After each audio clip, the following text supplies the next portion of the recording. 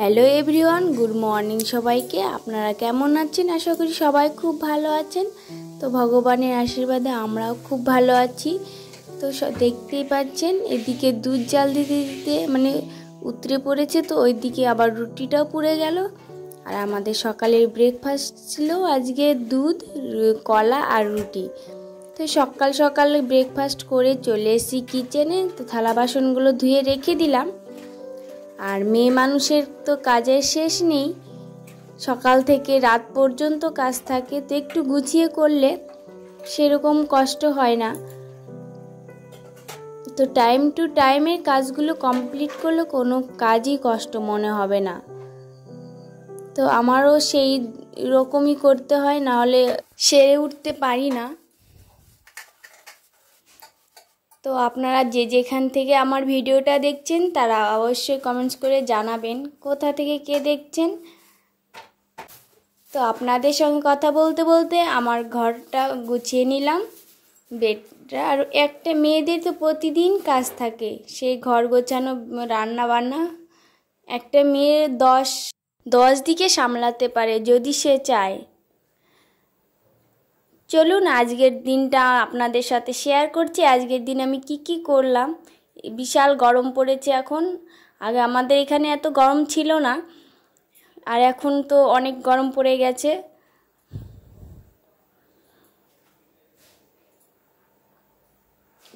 আর একটা সংসারে দেখবেন আপনারা বন্ধুরা, যে দুজনকে সমান খেয়াল রাখতে হয়। শুধু যে হাজব্যান্ড ইনকাম করবে আর বউ যে খেয়াল খুশি মতন খরচা করবে সেরকম নয়। যেরকম ইনকাম সেরকম খরচা করতে হবে। হাজব্যান্ডের পাশে যদি তার ওয়াইফ না থাকে তাহলে কি করে হবে? তাহলে তো কিছুই সম্ভব না। ওয়াইফকেও বুঝতে হবে যে কি করে সংসারটা চলবে, কেমন করলে কি হবে, সব বুঝতে হবে সবাইকেই।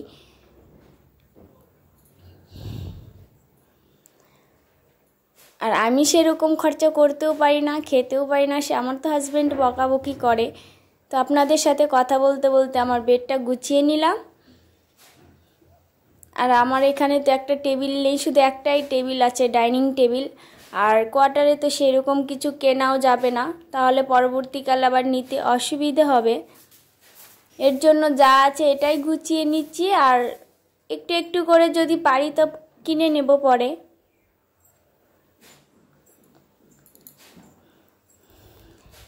দেখুন আমার তাহলে বেডটা। আর এইদিকে দেখেন একটা আয়না পেয়েছে, সামনের রুমে ছিল তো।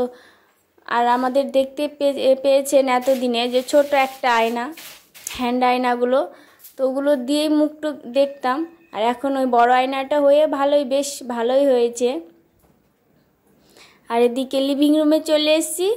তো এই রুমের দুটোই বেড কভার, একটা ছোট, একটা পুরো বেডে ভরে ঢেকে যায় না। ছোট একদিকে একটু ছোট হয় আর একদিকে একটু বড় হয়। লম্বাটা ছোট হয় আর চওড়াটা একটু বড় হয়। তো এখনও বেডশিট কিনিনি, এটাই পেতে রাখছি। আর এটা নোংরা হলে আবার আরেকটা আছে, ওটা পেতে রাখি।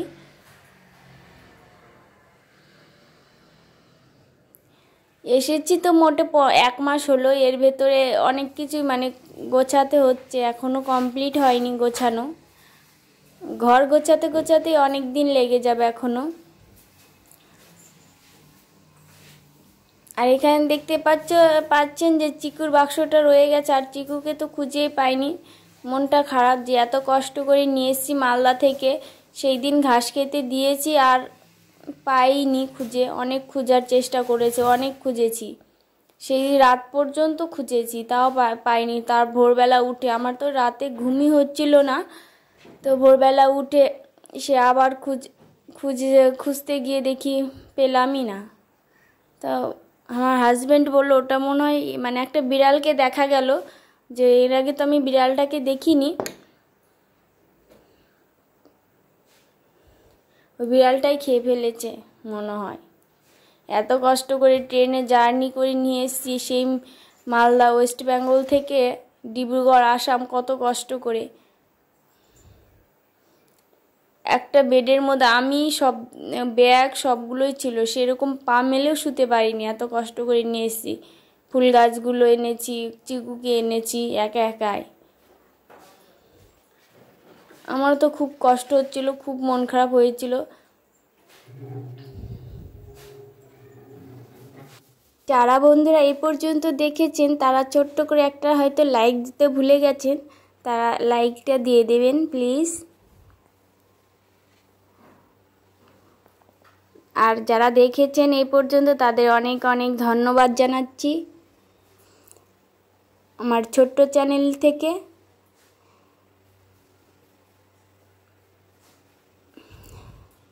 সংসারে গুছিয়ে কাজ করলে কোনো কিছুই অভাব হয় না, কোনো কিছুই অভাব হয় না।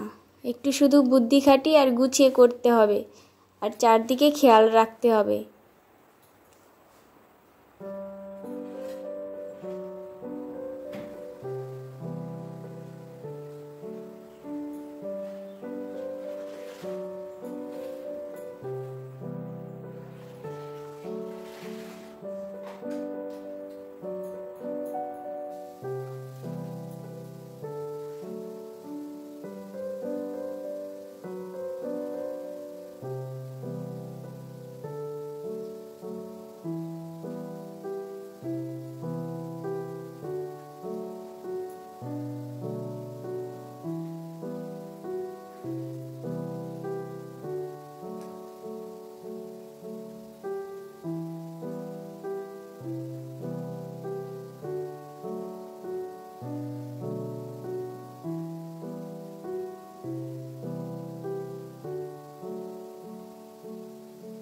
দিকে বরমশাইয়ের জুতো পরিষ্কার করতে চলে এসেছি। তো এই জুতোটা আগে এসে পরিষ্কার করে দিয়েছি, তার আবার নোংরা হয়ে গেছে, ভাবলাম তাহলে পরিষ্কার করে দিই। আর রোদটা ভালো উঠেছে।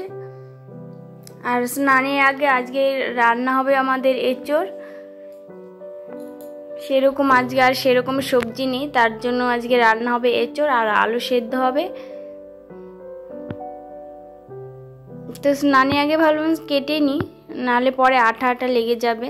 তো আলুটা আগে কেটে নিচ্ছি। আর দেখবে বন্ধুরা যারা দেখছেন যে এঁচোড়ের কাটার আগে যদি মানে আমাদের ওটা বটি বলে, বটিতে যদি তেল আর হাতে যদি তেল দিয়ে নিই সর্ষের তেল, তাহলে আঠাটা লাগবে না, হাতে আর আঠাটা লাগবে না।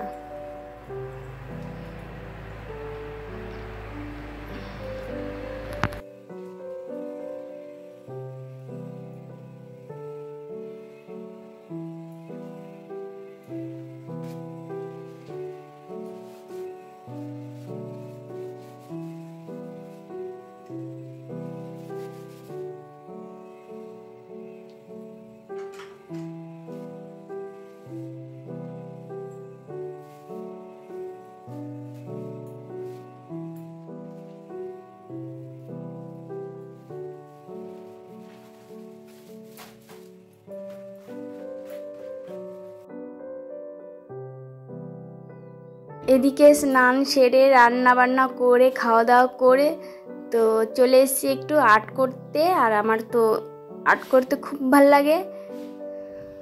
তো কেমন হয়েছে একটু একটু করে করছি বোতলগুলোতে, আর নিয়ে এসেছি ফেব্রিক ওখান থেকেই। তো আমার খুবই ভালো লাগে ডিজাইন করতে, সে না পারলেও ভালো লাগে। হয়তো আমারটা ভালো হয় না, কিন্তু তাও ভালো লাগে করতে।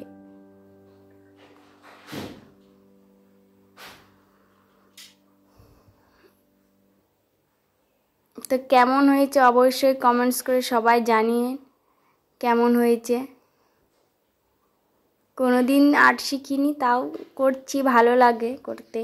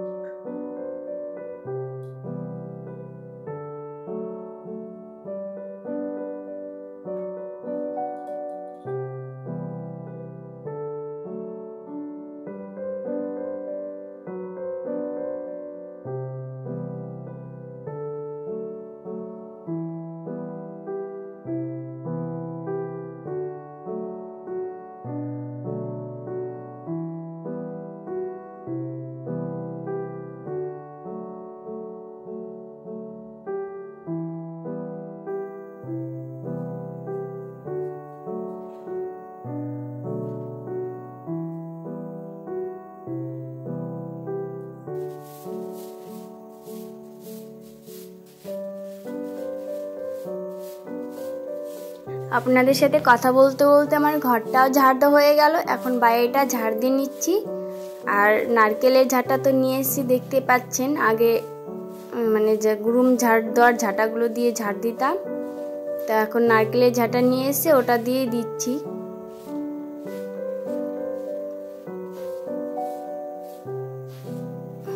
আর আগে কেমন দেখতে লাগছিল, চার সাইডে ঘাস ছিল আর কেমন শুধু ওই রাস্তাটুকুই ছিল, ভালো লাগছিল না দেখতে।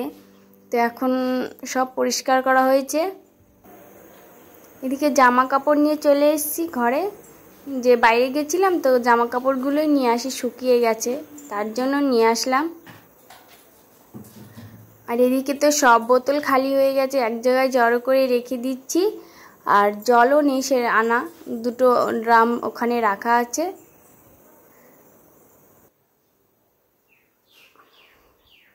তো আপনাদের সাথে গল্প করতে আবার চলে এসেছি, বেদানা নিয়ে খেতে বসে গেছি। আর আমি শুধু ভুলে যাই আর বকাবকি করে আমার হাজব্যান্ড। তার জন্য এখন ভাবলাম এখন একটু ফ্রেশ হয়ে বসে খেয়ে নিই, নাহলে আবার নষ্ট হয়ে যাবে।